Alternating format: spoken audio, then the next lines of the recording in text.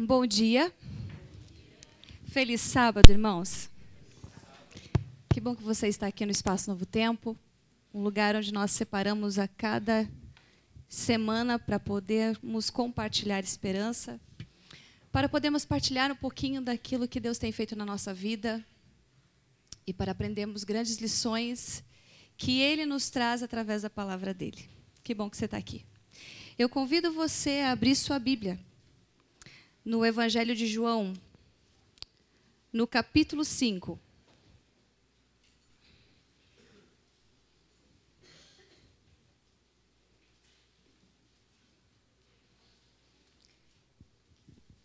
Feche seus olhos.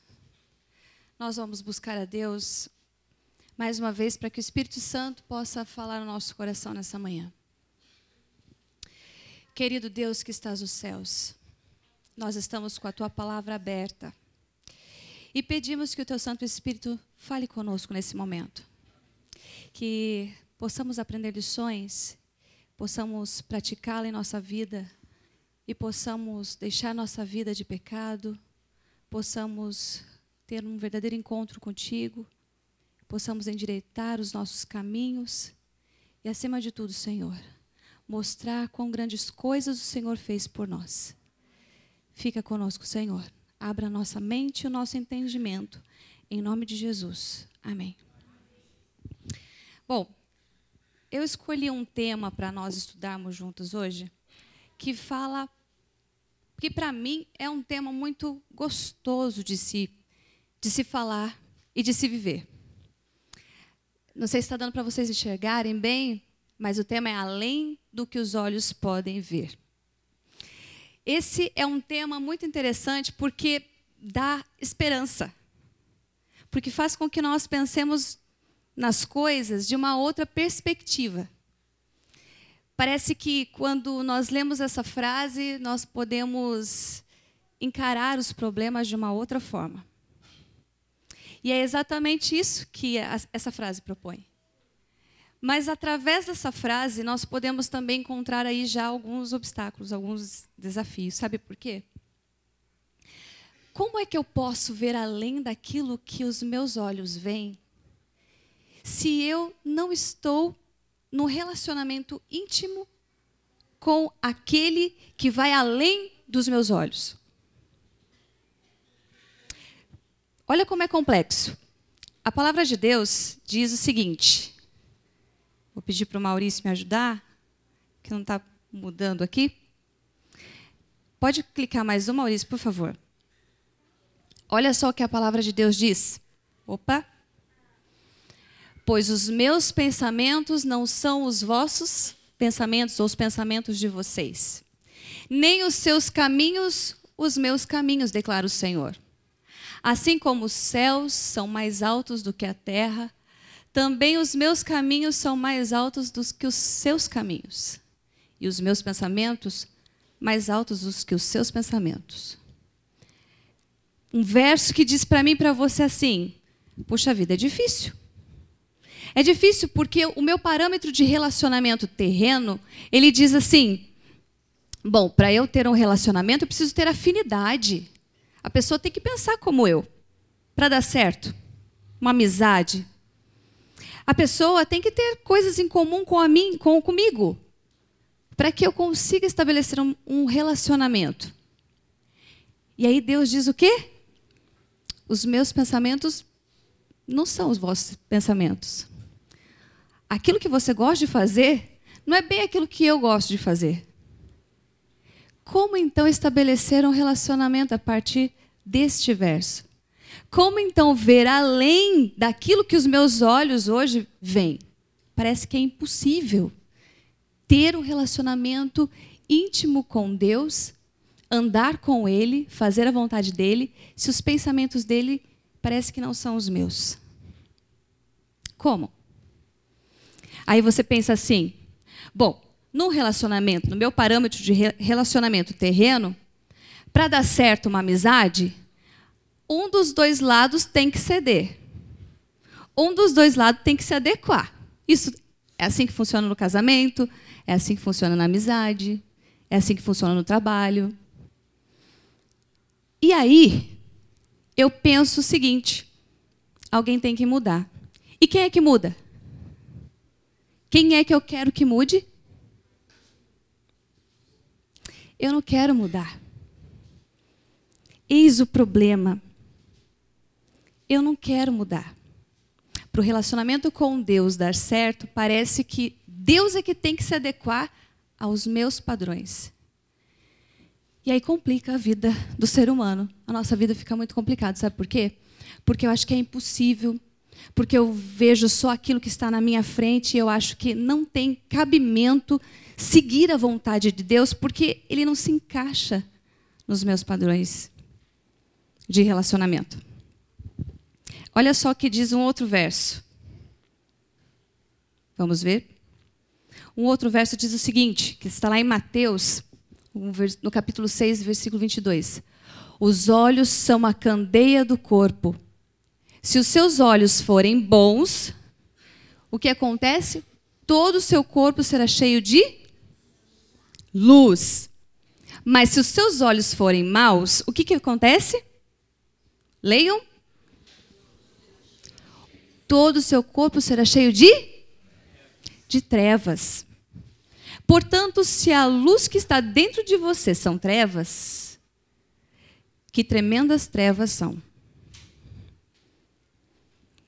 Eu quero me atentar com vocês ao finalzinho dessa frase. Portanto, se a luz que está dentro de vocês são trevas. Espera aí. É luz ou é treva? Pensa um pouquinho por que esse verso foi escrito dessa forma. São luz ou são trevas? Você acha que é luz.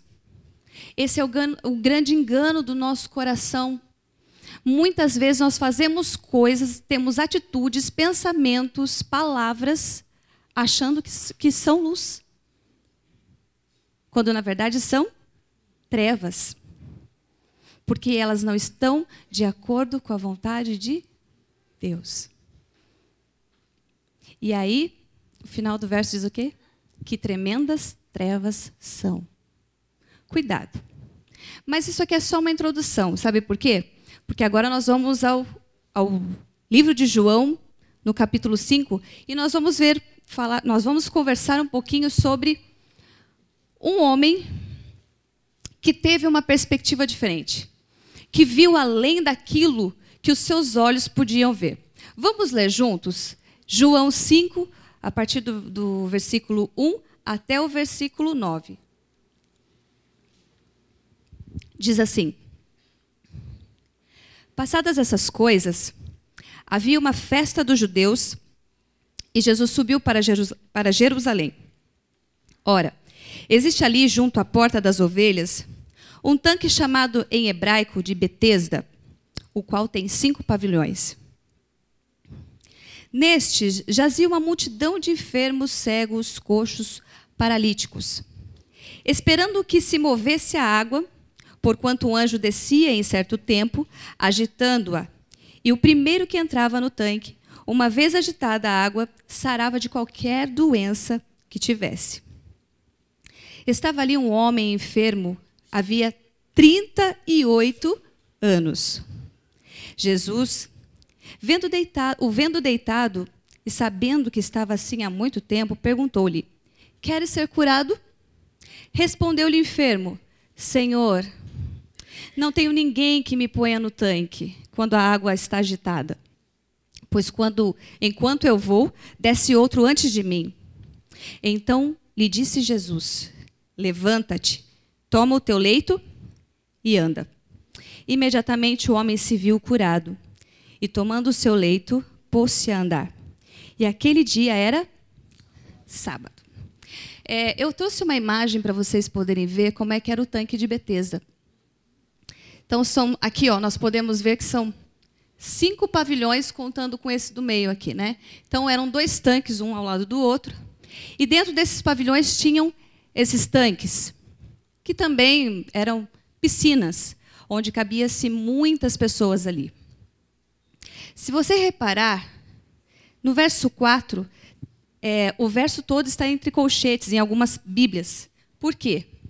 Porque alguns historiadores entendem que esse verso não tem como a gente ter certeza se realmente acontecia o que esse relato diz. Esse relato diz o seguinte, que nesses pavilhões tinham esses tanques, essas piscinas, e muitas pessoas ficavam por ali. Por quê? Porque eles acreditavam que descia um anjo, de vez em quando, né, de quando em quando, e mexia a água. E quando tinha essa agitação nesses tanques, o primeiro que entrasse nesse tanque era curado. Alguns historiadores acreditam que esse texto pode ser somente uma crendice popular, ou que ali deveria ter uma fonte medicinal, algo do tipo, porque só é relatado aqui no Evangelho de João. Os outros evangelhos não citam esse verso de maneira específica.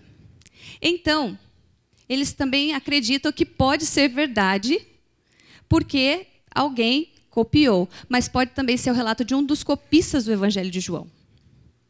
Bom, informações à parte, a verdade era que algumas pessoas realmente saíam curadas ali. Pulavam no tanque e, de repente, estavam curadas. Talvez pela fé, talvez por essa fonte ser medicinal, ou porque realmente tinha algum poder milagroso. E esse homem estava ali. Há quantos anos? 38 anos. 38 anos, esse homem à beira do tanque, esperando uma oportunidade para poder ficar curado. Vamos pensar um pouquinho nessa necessidade. Opa! Esse aqui, deixa eu ver se tem uma outra aqui. Isso. Essa aqui é uma foto mais ou menos de como era o tanque lá, né? Eles fizeram algumas reconstituições devido às ruínas que ainda existem. E através das escavações, eles puderam reconstituir. Era mais ou menos assim. Então, várias pessoas ficavam ali em volta daquele tanque, esperando o momento em que a água se mexesse para que eles pudessem mergulhar. Segundo um pastor, eu vi um pastor falando que era como se fosse o SUS, porque tinha um monte de gente doente, esperando para ser curado. De repente, saía dali e falava, sou curado, mas ninguém sabe se é verdade ou não. Mas o fato é que essas pessoas ficavam ali o tempo todo, esperando o momento que essa água se agitasse. Agora eu quero que você pense comigo na angústia desse homem, 38 anos. 38 anos sem andar. A Bíblia não traz muitas informações sobre essa doença, né? Tipo, a gente não sabe se era de nascença, se ele teve algum acidente. Nós não sabemos detalhes, mas nós sabemos o principal. Ele estava há muitos anos esperando por uma cura. Vamos pensar em necessidade agora? Qual a necessidade que você tem? Talvez não seja uma cura física. Vá além. Pensa assim numa necessidade que volta e meia você quer suprir, quer preencher. Talvez a necessidade de Deus. Talvez você procura preencher, sabe, esse vazio que você tem. Não sei, parece que a igreja não faz sentido, ou parece que tudo na família parece que não está dando certo. Pense na necessidade que você tem. Há quanto tempo você espera para que isso seja solucionado? Tem buscado suprir essa necessidade? Eu tenho certeza que você tem. Talvez seja uma necessidade, sei lá, de status, de trabalho, de poder.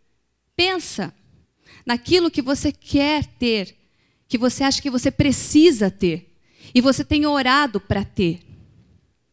Ou simplesmente tem buscado, nem tem orado, mas você acha que tem uma necessidade que precisa ser suprida e você tem buscado por aí. Há quanto tempo você busca? Há quanto tempo? Aqui fica a primeira lição desse estudo. Sabe qual é? Nós não temos paciência de esperar. Esse homem esperou 38 anos. E agora você imagina, ele era paralítico, né? Então eu acredito que ele não ia e voltava para casa todos os dias. Eu acredito que ele às vezes dormia ali, esperando uma oportunidade.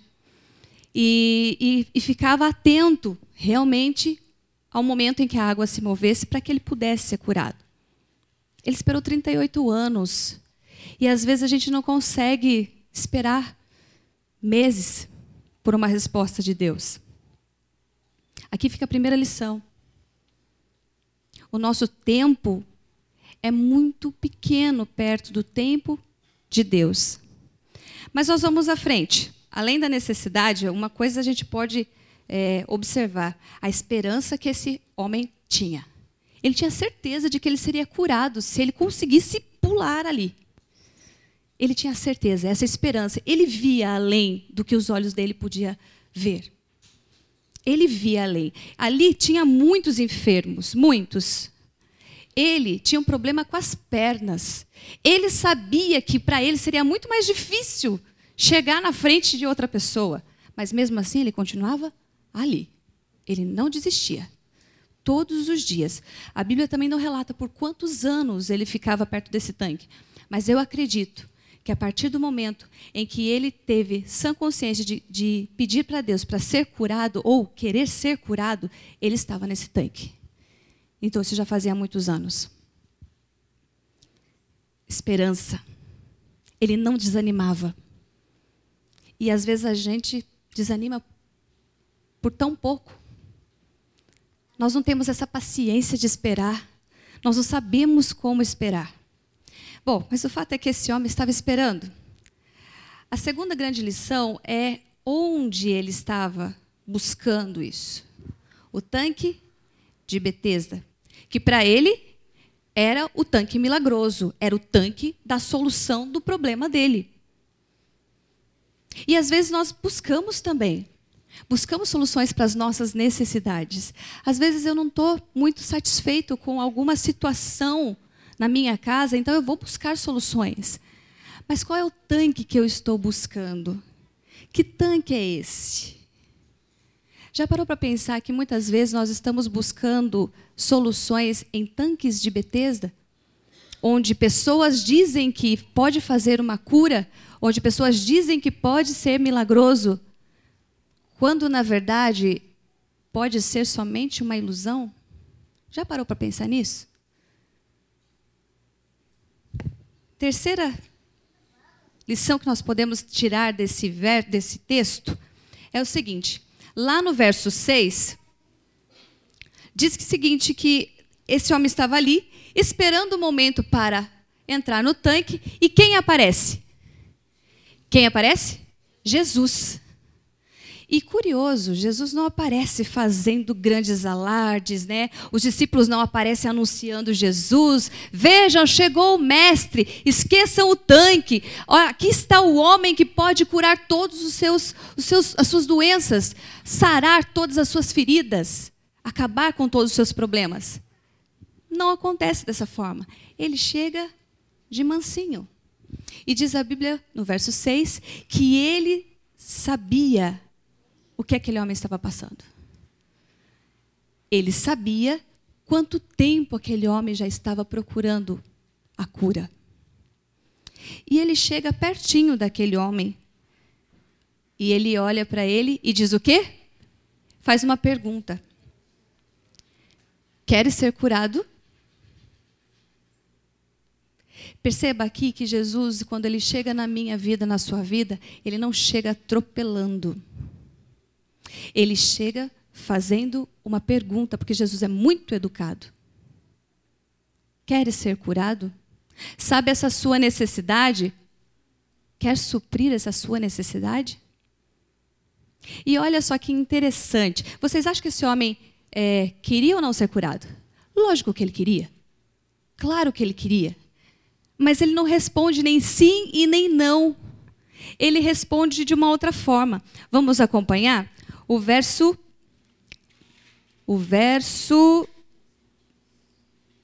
7 diz o quê? Respondeu-lhe o enfermo: Senhor, não tenho ninguém que me ponha no tanque. Quando a água é agitada, pois enquanto eu vou, desce outro antes de mim. Mas ele enfatiza: Senhor, eu não tenho ninguém que me coloque no tanque. Como eu vou ser curado? Duas coisas aqui nós podemos aprender só nesse verso. A primeira grande lição. Percebam que Jesus não respondeu, não contra-argumentou contra esse verso, ou essa fala dele. Jesus simplesmente o curou. Mas quando ele toca nesse assunto, a primeira grande lição que nós podemos tirar é a seguinte: a indiferença que nós temos hoje nos nossos dias. Do seu lado, atrás de você, nas ruas, na sua casa, no seu trabalho, possivelmente tem alguém precisando da sua ajuda. Possivelmente tem alguém que precisa encontrar a verdadeira fonte de todas as curas. Só que nós tratamos com indiferença. Nós nem percebemos quantas pessoas tinham ali naquele tanque, quantos enfermos também. Será que alguém não poderia ter ajudado esse homem a descer no tanque? Possivelmente não, porque ele cita isso. Ele diz isso. Ninguém me ajuda. A primeira grande lição é essa. Nós precisamos ter outros olhares, olhar além daquilo que os seus olhos veem. Tem muitas pessoas sofrendo, muitas pessoas carecendo, talvez, de uma palavra amiga, de um ouvido, de tempo, que eu não estou disposto a dar, que eu não quero ceder. Muitas pessoas estão sofrendo pela minha e pela sua indiferença. E nós precisamos nos preocupar com isso. Pessoas estão sofrendo ao nosso redor, nós precisamos nos preocupar com elas. A segunda grande lição desse mesmo verso é a lição que Jesus dá a esse homem. Porque se isso realmente fosse, tão relevante para a cura dele, Jesus teria falado mais alguma coisa, mas Jesus não fala nada. Sabe por quê? Porque às vezes eu estou na condição de alguém que fica o tempo todo me vitimizando.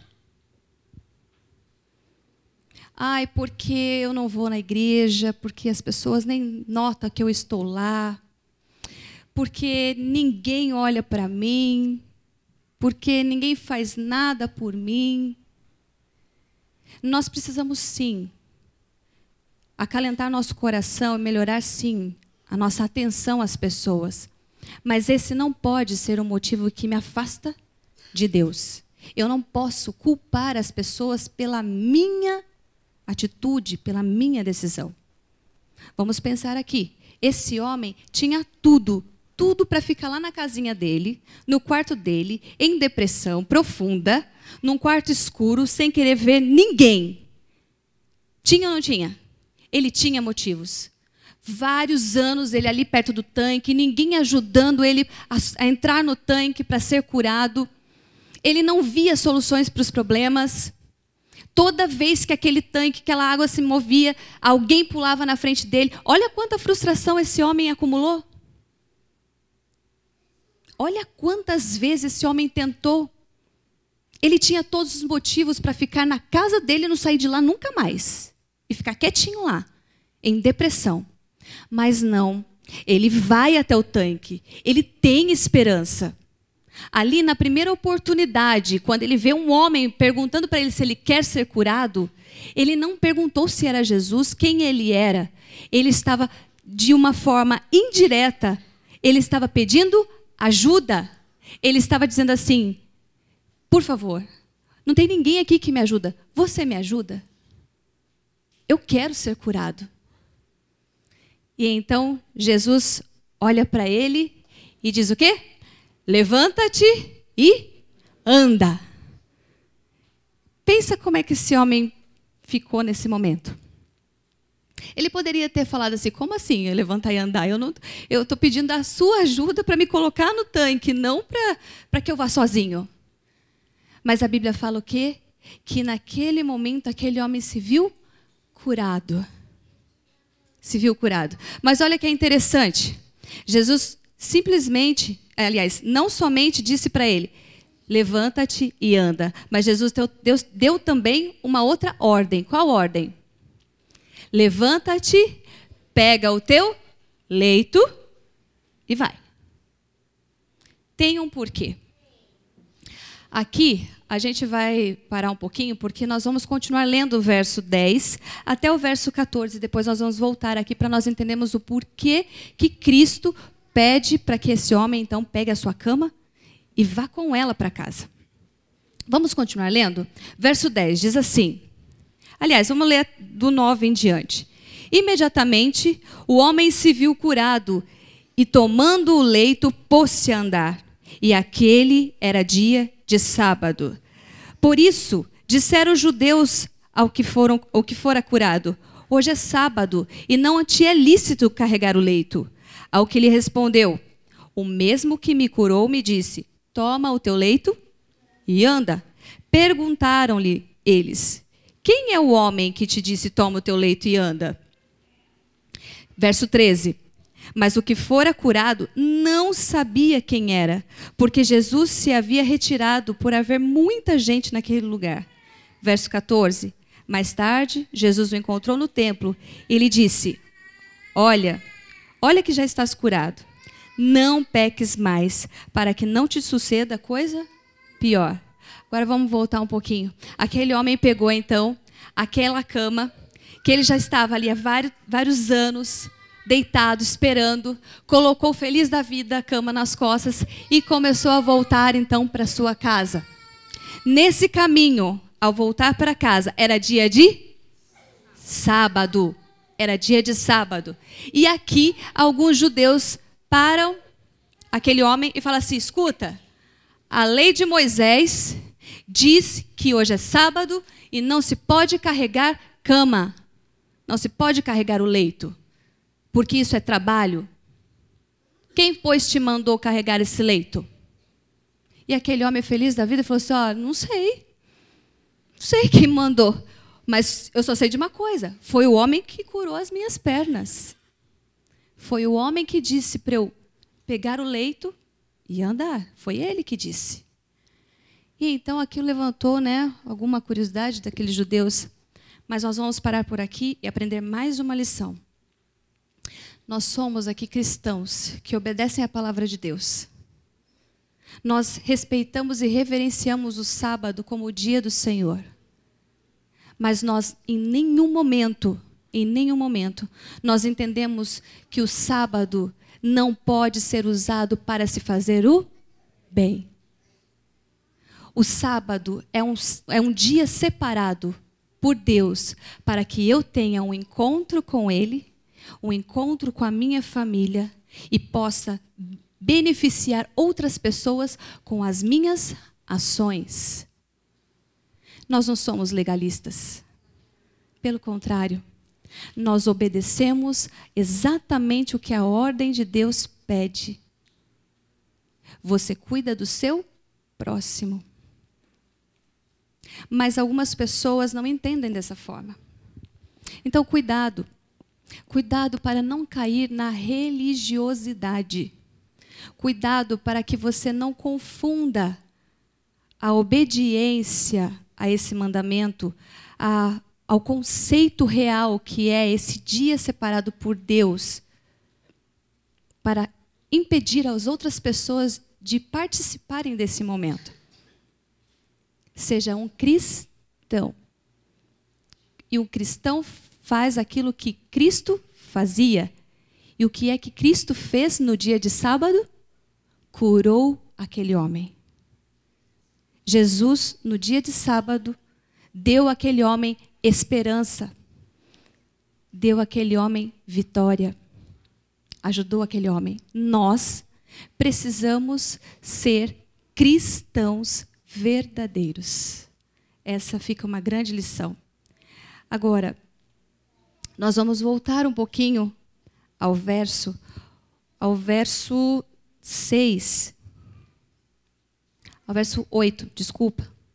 Onde Jesus disse para aquele homem: levanta-te, toma o teu leito e anda. Duas coisas nós podemos perceber aí. A primeira é que As pessoas podiam até esperar um momento milagroso, onde Jesus chegava cheio de pompas, onde chegava fazendo barulho, e as pessoas hoje esperam milagres assim. Esperam que Jesus faça descer fogo do céu, várias pessoas gritando, mas Jesus chega no silêncio. Ele age no silêncio. Se for necessário descer fogo do céu, ele vai fazer descer. Se for necessário glórias e pompas e barulho, ele vai fazer, porque a volta dele vai ser assim. Mas isso tudo quando ele entender que é para a honra e glória dele. Agora, é para transformar a sua vida. Jesus age no íntimo, no silêncio, no momento em que você pede, que você clama sozinho a Deus. É nesse momento que ele se coloca na sua frente e mostra como é o agir dele.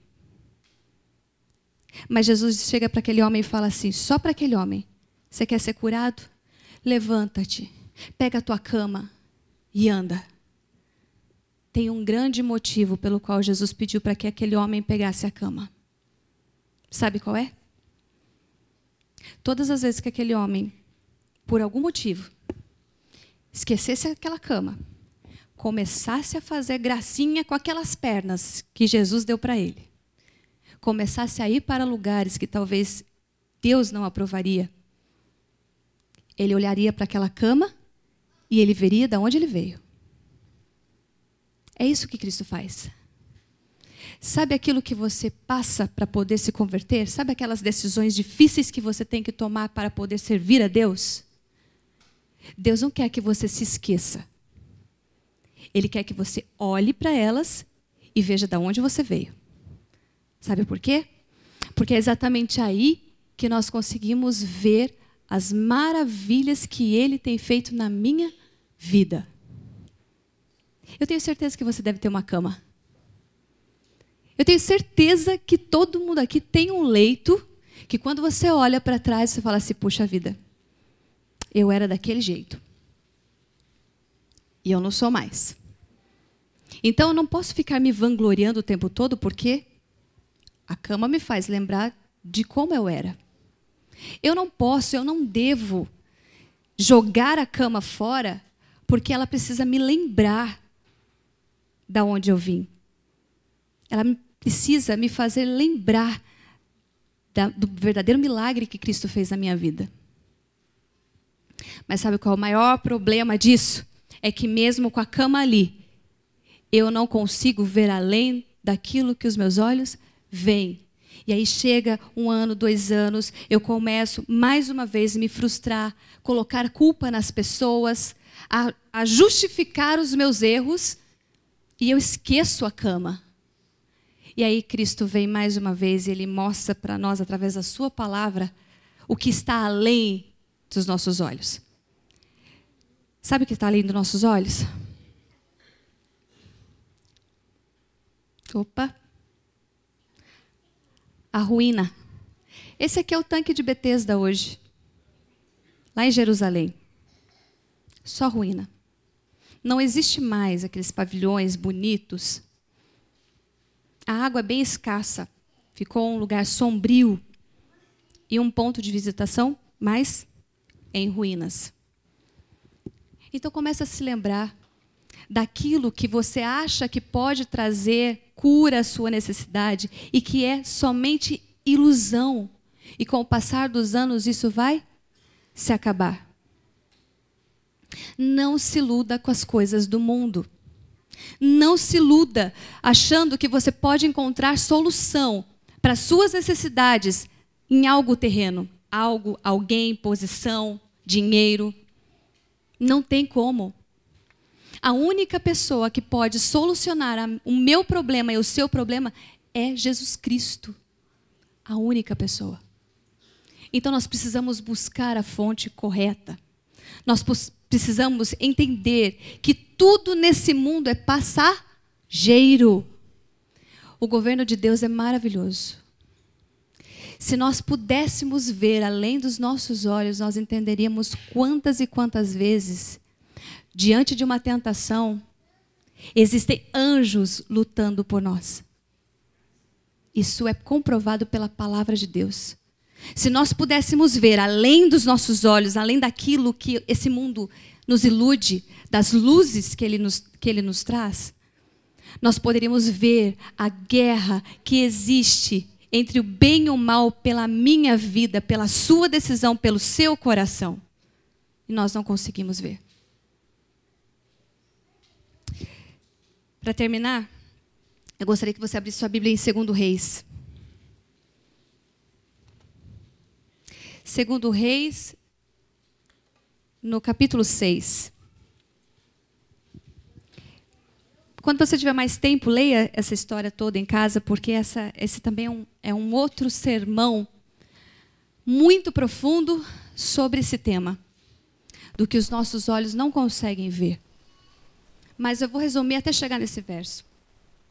Eliseu e o seu servo estavam ali, e de repente o rei da Síria, ele manda carros cercarem a casa de Eliseu para poder capturar Eliseu. Por causa de algumas ordens que Deus tinha dado a ele, ele tinha falado com o rei de Israel. E ali, de repente, de manhãzinha, o servo dele saiu na porta e olhou, e ele viu que estava a casa de Eliseu toda cercada pelos carros e cavaleiros do rei da Síria. E aí o servo olhou todo mundo ali e ele falou assim: meu pai, estamos perdidos. Então ele foi lá dentro, falou com o seu senhor, com Eliseu, e disse assim: meu senhor, eu não sei o que vai ser de nós. Estamos cercados. E Eliseu vai lá e ele diz o quê? Isso é o que Eliseu diz. Eliseu aparece ali, vê também aquilo que o servo vê. E olha para o servo com muita tranquilidade e diz o quê? Vamos ler juntos? E ele disse: não temas, porque mais são os que estão conosco do que os que estão com eles. Eu não sei quanto a você, mas quando eu leio isso me arrepia. Porque eu consigo imaginar Eliseu vendo um outro exército além daquele. Anjos, cavaleiros, todos ali preparados para que aquela batalha contra Eliseu não acontecesse. E mais, naquele momento Eliseu vai, ele ora ao Senhor. É uma das orações mais bonitas que tem na Bíblia. Ele ora assim, ó: Senhor, eu peço-te que lhe abra os olhos para que veja. Eliseu via, mas aquele moço não via. E o que acontece? Uma oração respondida imediatamente. E o Senhor abriu os olhos do moço, e ele viu. E eis que o monte estava cheio de cavalos e carros de fogo ao redor de Eliseu. Ah, se os nossos olhos pudessem ver além daquilo que nós hoje, pela nossa humanidade limitada, vemos. Eu acho que nós não teríamos coragem de pecar. Porque a guerra está travada. A batalha já se iniciou. Nós temos, de um lado, Deus, Jesus Cristo, seus anjos, lutando constantemente, orando constantemente, para que você continue no caminho certo. Nós temos, deste lado, Deus, com angústia de pai, dizendo para você: cuidado, filho. Cuidado. Esse é o caminho, anda nele, não se desvia. Porque o que eu tenho preparado para você é muito melhor do que isso. Vai muito além do que os seus olhos podem ver. O que diz 2 Coríntios? Aquilo que os olhos não viu, nem ouvido ouviu, e ninguém pode descrever. É isso que ele tem preparado para mim e para você. Não desperdice nenhum momento da sua vida aqui em troca de tanques de Betesda como este. Não troque nenhuma oportunidade que você tem de salvação pelas ruínas futuras que vão ficar aqui neste mundo. Não troque nenhum momento que você pode falar de Deus, estar com Deus, obedecer a Deus, pelas ilusões desse mundo. Tenta ver além daquilo que está diante dos seus olhos. Tenta entender quantos carros de fogos estão aí por fora, lutando para que você continue no caminho dele. Não desista. Nós vamos orar nesse momento. E nesse momento eu gostaria que você realmente colocasse diante de Deus agora a sua cama, o seu leito. Eu quero que você pense em tudo que você já passou para poder obedecer a Deus. Em tudo que Ele já proveu, mesmo em meio a tantos problemas. Pense. Saiba de onde você veio. Não desista desse caminho. Não troque as ilusões desse mundo pela grande eternidade que ainda está por vir. Feche os seus olhos. Esse é seu momento de conversar com Deus. Esse é seu momento de dizer para Ele quão pequeno nós somos, querido Deus. Nós estamos aqui, Senhor, tão falhos, pequenos, fracos, porque nós não sabemos o que fazer muitas vezes.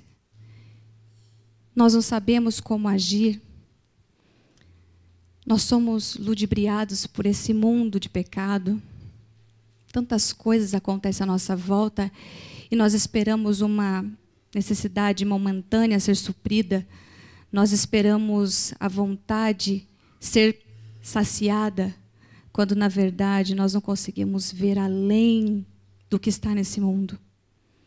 Por favor, Senhor, abre os nossos olhos, que a oração de Eliseu, feita àquele pobre servo, humilde servo, seja a oração feita por nós hoje. Abra os nossos olhos, Senhor, que nós possamos ver as maravilhosas bênçãos que o Senhor tem prometido ao seu povo, que nós possamos entender quão grande é a eternidade, que nós possamos ver, Senhor, que nada nesse mundo vale a pena para trocar por tudo aquilo que o Senhor tem preparado para nós. Perdoa, Senhor, a cada um de nós. Perdoa porque às vezes nós caímos, nós somos fracos. Mas pela misericórdia e pelo sacrifício de Jesus, nós temos mais uma vez a oportunidade de fazer certo. Temos uma segunda chance. Obrigado pela graça que está disponível a todos nós hoje. Por favor, Senhor, nos preencha com a Tua misericórdia. Nos preenche com o Teu amor, com a Tua graça, para que possamos, em paz, sair daqui, colocar as nossas necessidades nas Tuas mãos, confiando que o Senhor vai fazer aquilo que é melhor para nós. Muito obrigado, Senhor. Obrigada por essa oportunidade de aprender. Obrigada por essa oportunidade de falar contigo, de ter proximidade, intimidade com o Senhor. Muito obrigada. Que esse tempo de graça sirva para nos fazer reconhecer que somos pecadores. Ao sair daqui, Senhor, nos dê a paz, nos dê a tranquilidade de que tudo está em Tuas mãos e de que estamos seguros, porque, embora não possamos ver, há anjos lutando por nós. Há anjos à nossa volta, intercedendo para que o nosso coração seja protegido por Ti. Fica conosco, Senhor. Nos dê um bom restante de sábado na Tua presença para poder fazer a Tua vontade, para poder amar o nosso próximo. É o que nós pedimos em nome de Jesus. Amém.